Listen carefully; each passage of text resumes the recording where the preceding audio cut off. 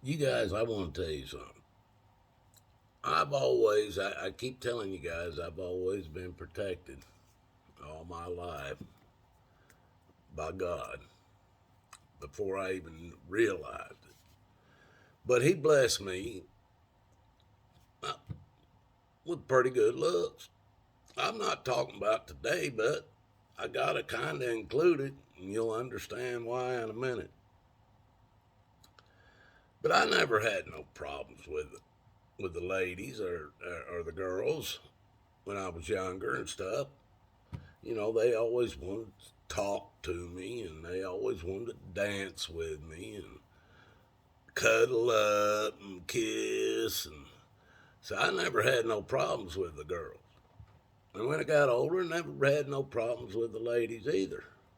You know, I liked to dance and go out and have a good time and everything, so it wasn't never no big deal. I've been married to my wife for 30 years. I don't go out. I don't dress. I look, people. I wear t-shirts and jeans and boots, even in the summertime. I always got to have a good set of boots on my feet. It's called a weapon. But anyway, you know, I've always been blessed with the ladies. I ain't never had no problems.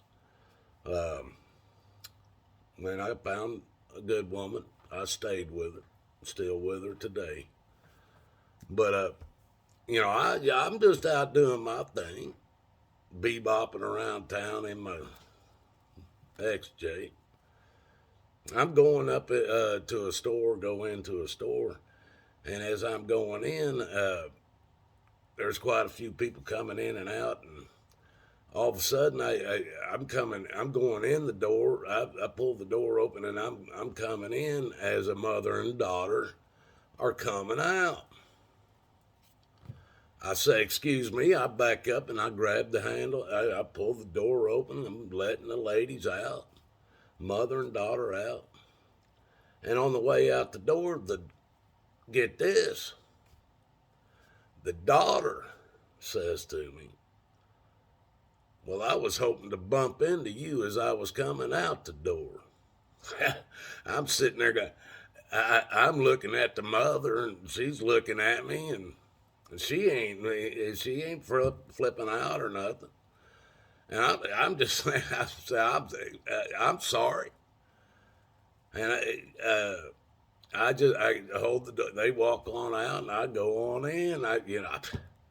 I'm flipping out. Right there in front of her mother. People, it doesn't matter that the daughter was 62 years old and the mother was 81. That has nothing to do with it. It was still a mother and a daughter. So, uh, there's I got on. I have every channel I have, my PayPal account, all the other stuff I have. I don't know how many email addresses I get. But there's people that ask me questions, and I'm going to answer one tonight. They asked me about the truth about when I joined the Army. Because they know it wasn't long. I've admitted that. I wasn't in there long. Uh, and I've said I had my breathing and heart problems since I was born. That is a fact. Uh, but at the age of, what was I, 19, I had good enough breathing and my heart was good enough that I could pass the physical. So me and a buddy of mine that I'd been running around with for a few years by that time, we wandered out of Greenwood, Indiana, most racist place in the world at that time. Not in the world, but in the country, in the state of Indiana anyway. Probably in the country. But we wanted out. So I talked to him and I said, man, I'll tell you what, right now they're offering this buddy system. We can go in the Army for 2 years. I said, We can go on a buddy system. We'll go to basic training, same place, and then be stationed together afterwards. I said, let's do this shit, man. Let's get the hell out of Greenwood. So we were talking about it, and then we decided we were going to do it. And we said, my buddy started saying, you know what, if we're going to do it, let's go all out. Let's go all out. And he goes, let's go airborne, infantry, Green Beret, something. I was like, fucking A, let's do it. If we can, let's do it. So we went down, talked to a recruiter. The recruiter told us he could get his physical test, written test, and sworn in all in one day. We're like, fucking A, we can be out of here by the next day. It wasn't going to be that quick, but that's what we were hoping for. So we say, let's do it. We're going all in. We go down now. They put us in there. First thing we got to do is take the written part of the test. Now, they switched us. They put him in one room with a bunch of guys, put me in another room with a bunch of guys. And I think they do that on purpose because if you're going in as a team, they want to separate you and make sure they know about you before you even get in there. So they separate you. I went in, took the test. I come out. They said, you passed the written test. Now we're going to give you the physical. I said, all right. Now, I still ain't seen my buddy. This is one day. We're doing it. We're getting physical, the test done, and being sworn in all in one day.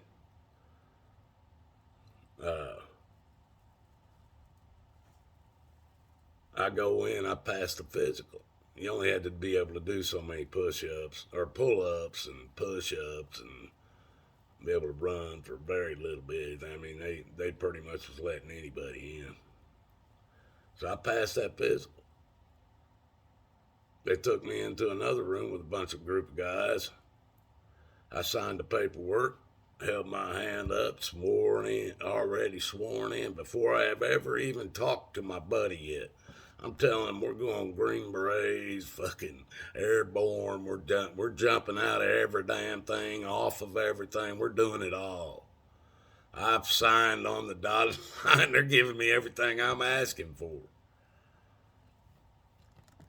I get done being sworn in. Finally, they put us out. This guy rode with me up there. Finally, they let us go back out into a room where everybody else is.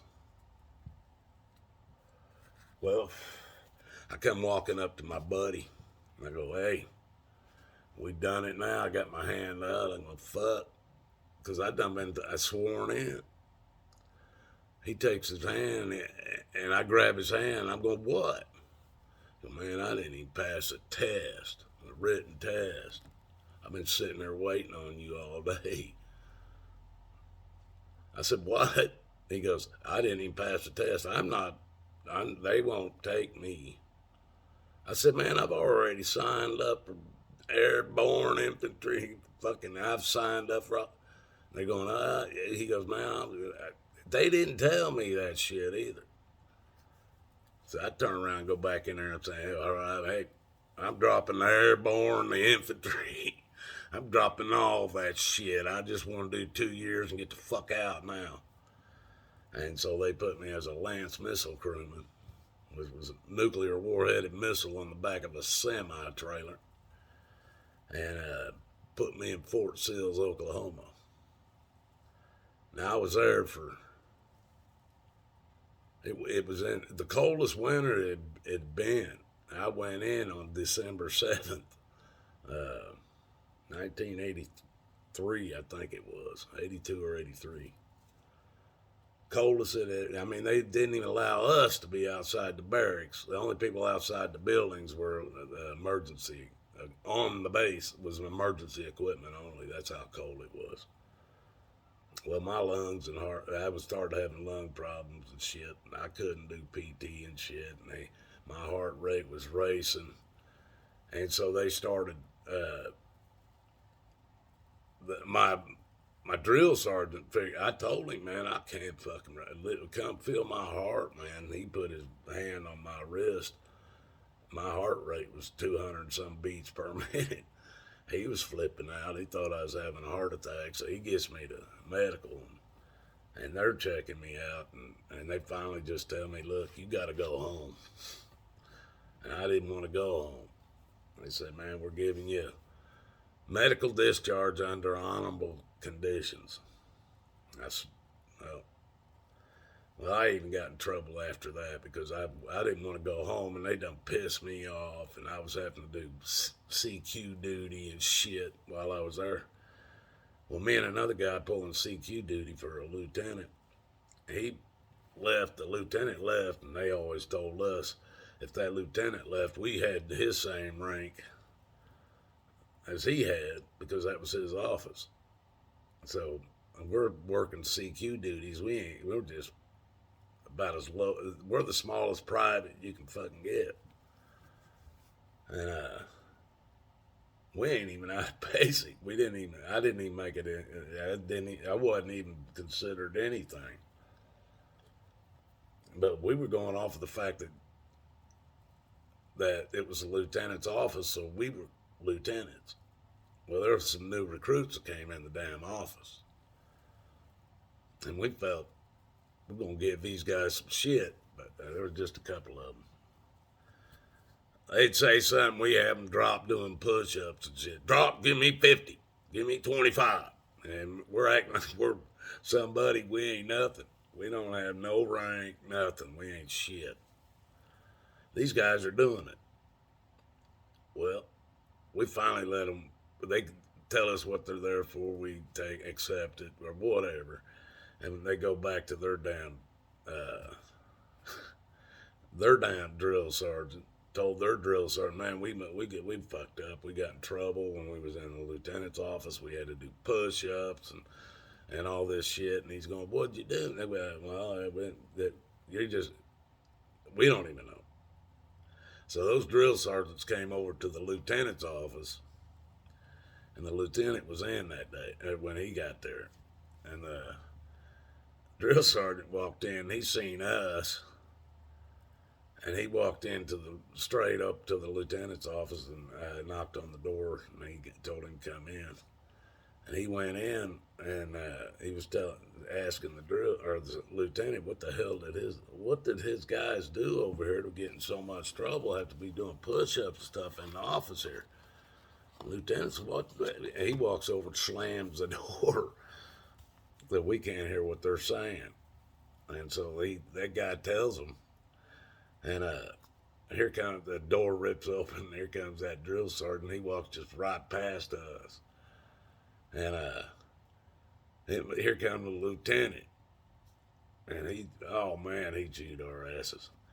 They couldn't make me do nothing physical, real physical. But I got in enough trouble. He'd take me out into the parking lot. I mean, it was a big ass parking lot. And he gave me this little kitchen broom about this wide. He said, I want you to sweep this parking lot. Take your time. If you need to sit down, you do whatever you need to do. But I want this parking lot swept. You're going to do that from 5 o'clock in the morning till you or after breakfast. You're going to do it until lunch, and you're going to come back after lunch and going to do it until bedtime. And that's what they did to me until I got the hell out of there. But that's just one of my stories, guys. People ask me about it. But that is the truth. And if you guys don't know it, God loves you. So do I. You have a good night. Till the next one.